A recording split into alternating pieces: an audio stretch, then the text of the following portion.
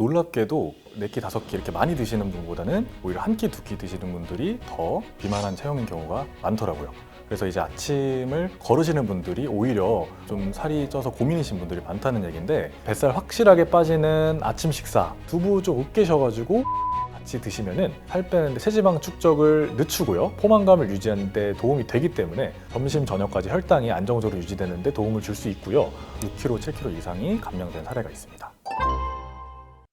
안녕하세요. 저는 충남 아산에서 건강과 다이어트 관련 진료를 하고 있는 연결한의원 대표원장 김시영이라고 합니다.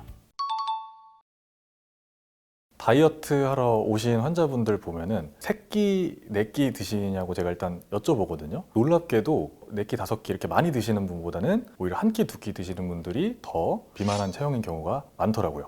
그래서 이제 아침을 거르시는 분들이 오히려 좀 살이 쪄서 고민이신 분들이 많다는 얘기인데, 그 이유는 아침 식사 자체가 하루 종일 혈당을 천천히 올리고 조금 완만하게 유지를 할 수 있게 하고요. 그리고 또 완전한 좀 식품으로 아침 식사를 하시면은 GLP-1이라고 불리는 그런 포만감 호르몬을 작동시켜서 점심과 저녁에 그런 폭식이나 아니면 간식을 좀 당기게 하는 그런 것들을 조금 줄여주는 효과가 있어요. 저녁에 갑자기 야식이 땡기네, 아니면은 뭔가 간식 같은 게 폭발적으로 먹고 싶은 식욕이 올라올 때, 이게 연관이 없어 보이지만 아침을 걸렀거나 아니면은 간단하게 때웠을 때, 아니면 당분이 들어간 음료수로 때웠을 때 특히 더 점심과 저녁에 폭식으로 이어지고 이게 살찌는 결과로 나타나는 경우가 많습니다. 그래서 아침 식사를 조금 완전하게 드시고 특히 더 영양적으로 충분하게 드시는 게 생각보다 다이어트에 중요하다고 볼 수가 있습니다.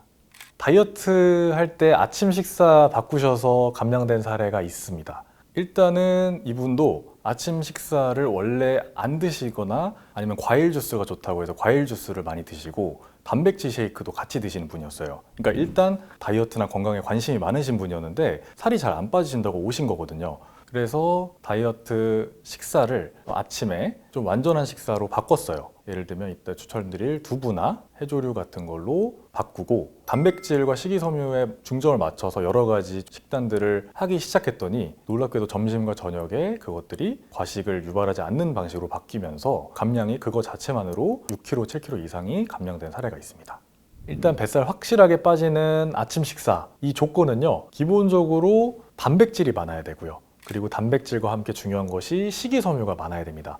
왜 단백질이 중요한지부터 좀 말씀을 드릴게요. 단백질 지렛대 이론이라는 것이 있는데, 우리 몸에 음식을 먹는 게 있죠. 단백질의 어떤 필요량을 채울 때까지 음식을 먹게 된다는 이론이 있어요. 우리가 식사를 많이 했더라도 그 먹은 음식들의 단백질이 좀 부족하다면 계속 단백질을 섭취할 때까지 먹게 된다는 이론이죠. 실제로 비만이 많은 미국 같은 나라들에서 단백질 함량이 유통식품 중에 줄어들면서 점점 비만율이 증가했다는 얘기가 있고요. 따라서 아침 식사는 무조건 단백질이 15% 이상 된 고단백질 식단으로 해야 됩니다. 아침 식사로 추천드리는 음식은요, 두부, 그리고 오트밀, 해조류, 미역이나 톳 같은 종류들이죠. 이런 것들을 추천드립니다.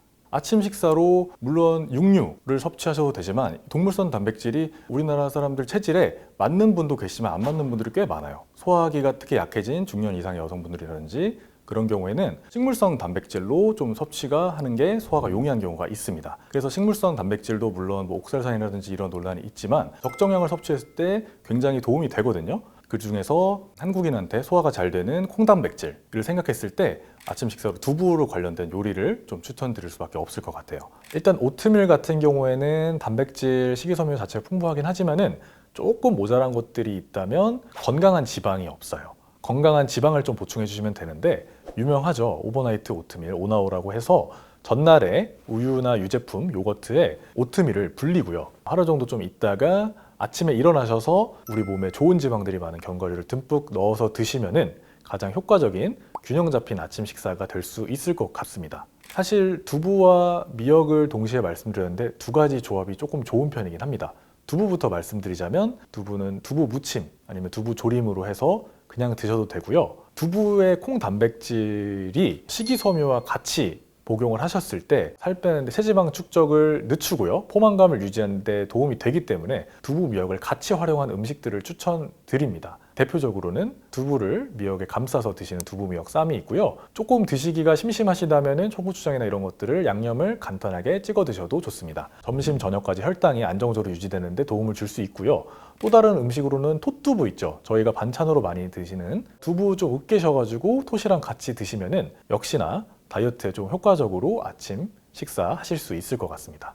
미역국도 아침 식사로 많이 드시죠. 그래서 미역국 자체에 두부를 조금 작은 깍두기 모양의 큐브 모양으로 조금 반모 정도 넣으셔서 드시는 것도 이렇게 영양 성분이 좋게 드실 수 있는 방법이 될 수 있을 것 같습니다. 일단은 많이 드실 필요는 없을 것 같고요. 하루에 두부는 100g 정도. 다이어트 할 때 밥은 조금 적게 드시는 게 좋아요. 그래서 제가 추천드리는 방식은 평상시에 아침을 드시는 분이라면 반 정도를 줄이시는 게 좋고, 오히려 안 드시는 분이라면 제가 봤을 때는 밥을 엄청 적게 드시려고 노력하실 필요는 없어요. 편하게 반 공기 이상을 넘지 않고 이 정도 드시면 될 것 같은데, 다만 식사 순서를 조금 잘 정해주셨으면 좋겠어요. 저희가 밥을 보통 먹고 반찬을 집어 드시잖아요. 그렇지 하지 마시고 톳두부 자체의 그 포만감이나 그 식욕 호르몬 조절을 이용하려면 먼저 톳두부를 좀 많이 드시고요. 그 다음에 밥이랑 다른 반찬들이랑 드신다면 일단 밥 자체도 자연스럽게 양이 좀 줄어들 거고, 반 공기 이하로 그 순서 자체가 살을 좀 덜 찌게 하는 호르몬들을 유발할 수 있습니다.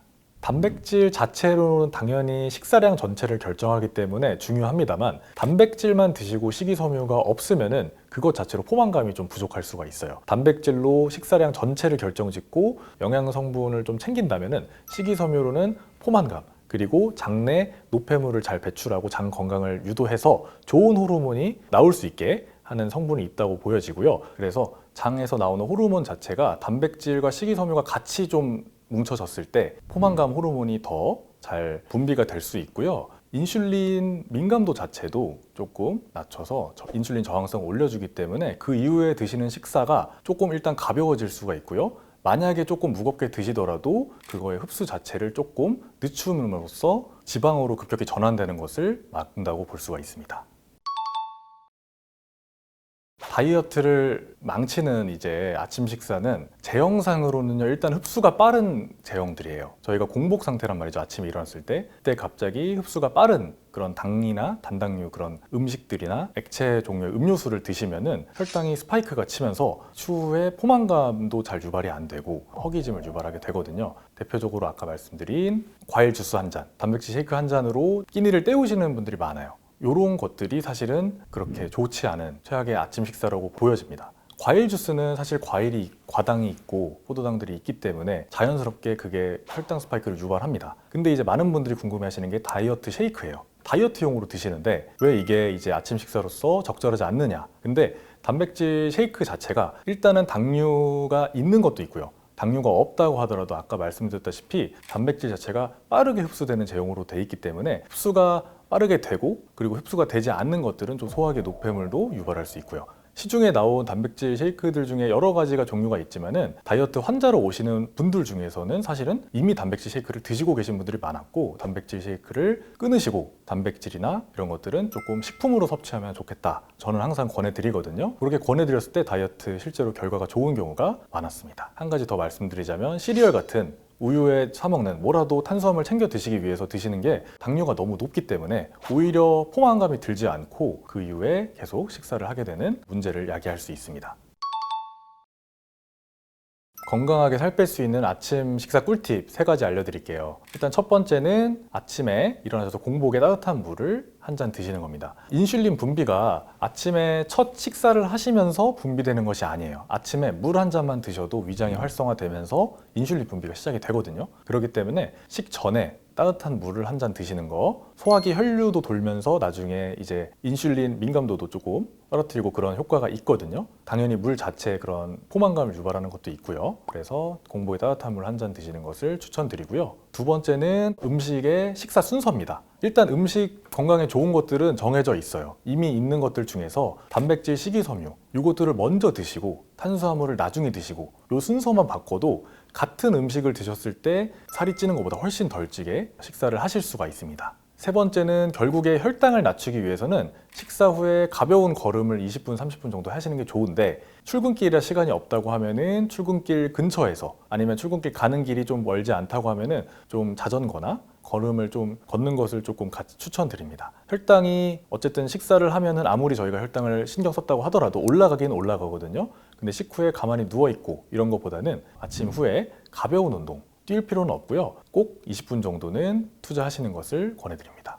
네, 제가 오늘 아침 식사에 대해서 아침 식사 때 어떤 음식을 드시는 게 좋은지, 그리고 아침 식사 때 절대적으로 피해야 되는 음식은 어떤 것들이 있는지 이런 것들 좀 말씀드렸는데요. 제가 오늘 그런 드린 정보들 잘 취합하셔가지고 아침 식사 전후로 그리고 아침 식사 시에 잘 활용하시면은 다이어트에 도움이 좀 되실 수 있을 것 같습니다. 이런 것들 잘 참고하셔서 앞으로 다이어트 하실 때 아침 식사 건강한 다이어트 하시는데 도움이 되셨으면 좋겠습니다.